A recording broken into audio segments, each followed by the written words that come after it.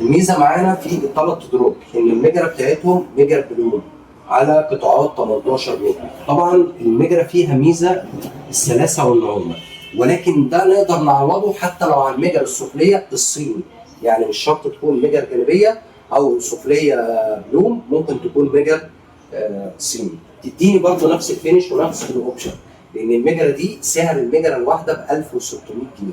دي برضه معلومه حابين اوضحها لحضراتكم. تفصيل عن الميكروويف. الميكروويف في ميكروويف بيلت ان وفي ميكروويف عادي. طبعا العميل بيفضل ان هو يشوفه شكل البيلت ان، عملناه بالطريقه اللي ظاهره مع حضراتكم بالشكل الجمالي، لكن استخدامه دايما بيكون خارجي بالشكل ده. ده كده استخدام الميكروويف على هيئه الشكل البيلت ان. تفاصيل مهمه جدا وكل حاجه بنجتهد فيها في شغلنا بفضل الله. احنا عندنا الغساله بابها علوي. طبعا احنا عملنا النموذج ده اكتر من مره، عاملين له ضرفه تفتح لفوق. طبعا عاملين الضرفه حته واحده. في فيديو تاني عاملين الضرفه على قطعتين، كده ست البيت تفتح وتستخدم الغساله بتاعتها بكل ارتياح.